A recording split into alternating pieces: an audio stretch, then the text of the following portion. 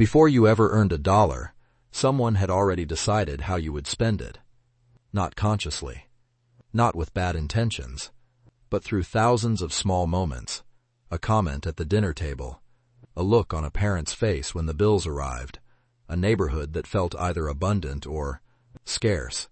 Your relationship with money was being written for you before you were old enough to understand what money was.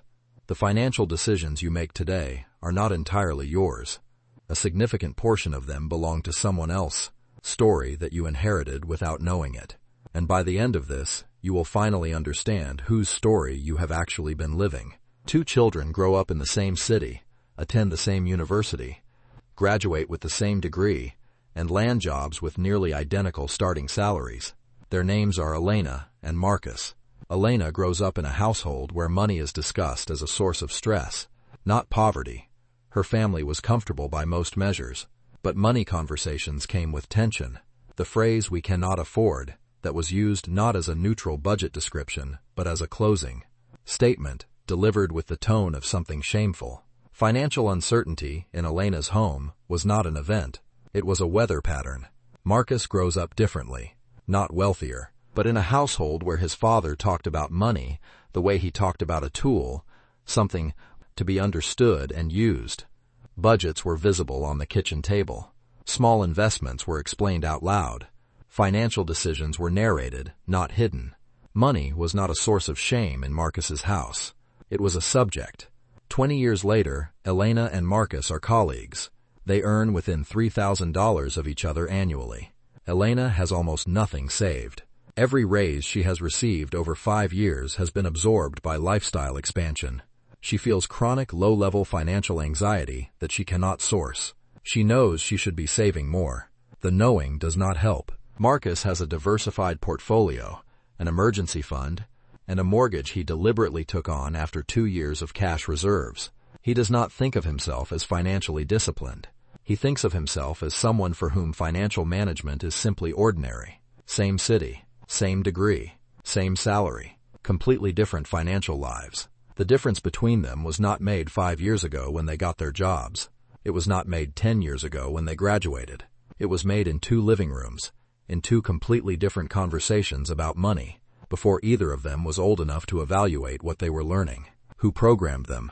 And more urgently, who programmed you? The human brain is most neurologically plastic, most open to forming deep, lasting patterns in the first 12 years of life. During this period, the prefrontal cortex that governs rational adult financial reasoning is essentially offline. What is running instead are the limbic and associative systems, the parts of the brain that learn through observation, repetition, and emotional association. This means that everything a child observes about money during this window is bioprocessed not as information but as pattern, not as a lesson to evaluate, but as the way things are. The brain is not asking, is this true or false?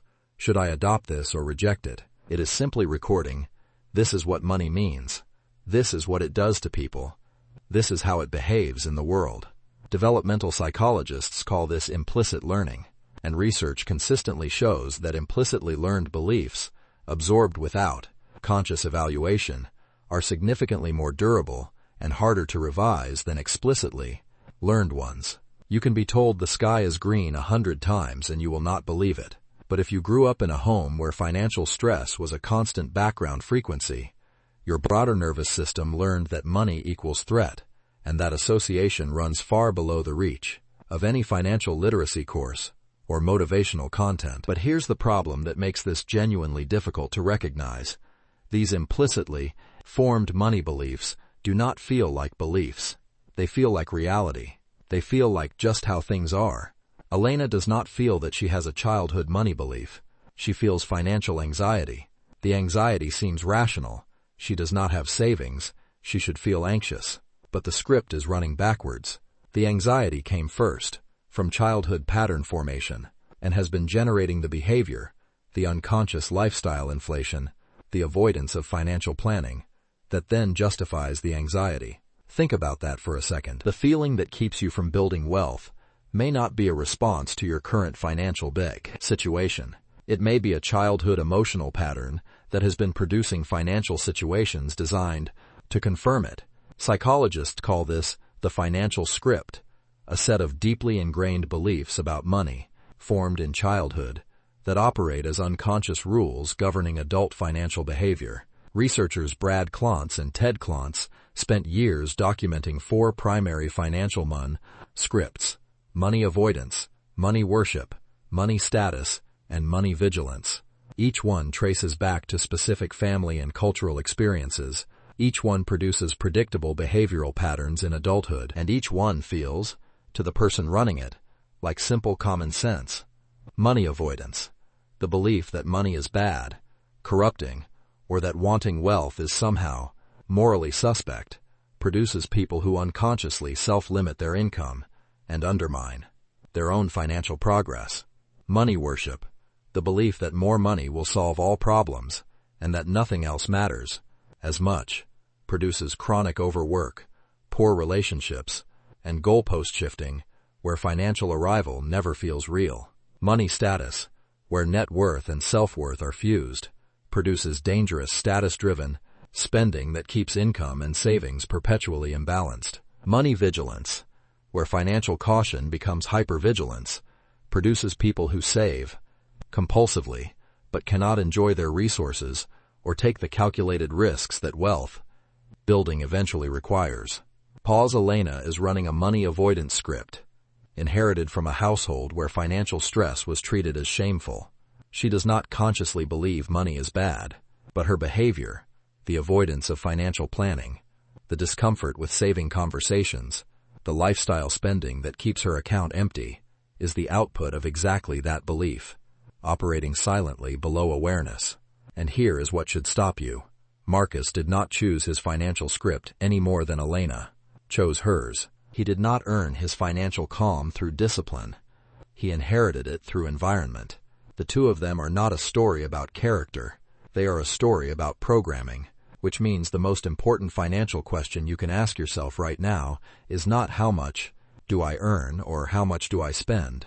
It is, whose story am I living? The evidence for inherited financial identity is consistent and substantial, though it is not widely discussed in mainstream personal finance, perhaps because it complicates the simple narrative of discipline and choice. A study published in the Journal of Financial Therapy found that adults whose parents had significant financial conflicts were measurably more likely to exhibit financial avoidance behaviors in adulthood, independent of their current income, education level, or financial knowledge. The parents' behavior pattern had transferred not through instruction, but through the emotional atmosphere of the home. Research on intergenerational wealth transfer consistently finds that lottery winners whose parents were financially stable tend to maintain and grow their windfalls. Lottery winners whose parents modeled financial instability tend to lose their windfalls within 3 to 5 years, returning to the financial pattern that felt normal in childhood, not because they lack intelligence or discipline, because their nervous system treats the unfamiliar financial territory as dangerous and actively works to return to the known baseline. Think about that for a second. External circumstances change completely. The internal script reasserts itself, not through conscious choice, but through 1,000 small decisions that each feel rational in the moment. The unnecessary expense here, the avoided investment there, the vague financial discomfort that never quite resolves, each one an unconscious step back toward the financial emotional baseline of childhood. But here's what makes this even more concrete in everyday life. Confirmation bias, the brain's documented tendency to seek out information that confirms existing beliefs and dismiss information that contradicts them, means that a person running a money avoidance script will consistently find evidence that money brings problems, that wealthy people are unhappy, that financial ambition leads to compromise. A person running a money worship script will find equally consistent evidence that more income is always the answer. The script does not just generate behavior, it curates the reality the person sees. Elena has been offered promotions twice in 4 years. Both times she declined, citing the increased responsibility and stress. The decisions felt rational to her. The salary increases were not worth the pressure. What she could not see was that the salary increases threatened her unconscious financial self-concept. Earning significantly more would have required becoming someone whose financial identity was different from the one formed in her childhood home. The promotions were declined not by Elena's conscious reasoning, but by the financial script protecting its own continuity. And here is the pattern that most people recognize when they look honestly at their own behavior. You probably have a financial move you know you should make and have been not making for months or years. A conversation you keep not having, an account you keep not opening, an income opportunity you keep not pursuing. The surface reason changes. Not the right time, too much uncertainty, too many other priorities. But the move stays unmade. That pattern, the perpetually postponed financial decision that keeps not happening for reasons that keep shifting, is often the clearest visible signature of a financial script running below the surface. The question is not why you keep making that decision. The question is, when did you first learn that not making it was safe? Here is the shift that changes everything, and it is not the one most personal finance content offers. The solution to an inherited financial identity is not a new budget. It is not a savings app or an investment strategy. Those tools are useful, but if you apply them on top of an unexamined financial script, you will keep finding reasons why they do not quite work for you, why you are somehow the exception, why the strategy makes sense in theory, but something always gets in the way. The first step is excavation. Write this down. The first question is, what did money mean in the home you grew up in? Not what your parents said about money. What the emotional atmosphere around it felt like. Was it discussed openly or hidden? Was it a source of conflict, comfort, anxiety, or pride? What happened in your household when money was tight? What happened when there was more of it? Spend 10 minutes writing answers to these questions as specifically and honestly as you can. Not to blame anyone, to understand the curriculum you were educated in before you knew you were in school. The second question is, what is my current financial script, and which category does it most closely match? Researcher Klontz's financial script categories, avoidance, worship, status, vigilance, are not personality labels. They are pattern descriptions. Reading about each one and honestly recognizing your own is the moment the implicit becomes explicit. The belief that was operating below your awareness becomes visible, and visible beliefs can be evaluated.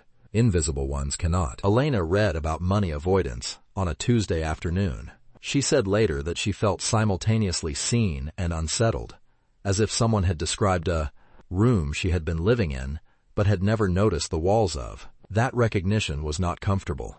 It was not supposed to be. But it was the first moment her financial behavior made sense to her as a pattern rather than as a series of individual rational decisions. The third question is, what would a financially healthy version of me do in this specific situation, and what is actually stopping me from doing it? This question is powerful because it separates the rational answer, which you almost always know, from the emotional resistance, which is where the script lives. When the answer to what would a healthy version of me do is clear, and the stopping force is vague, emotional, or shifts when examined, you are in contact with the script.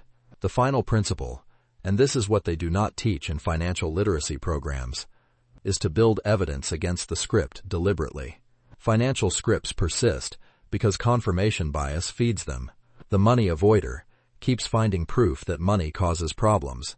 The solution is not to argue with the script, but to intentionally collect counter-evidence, small, personal, concrete experiences of financial engagement that feel positive rather than threatening. One successful savings month, one investment that did not produce catastrophe, one financial conversation that went well.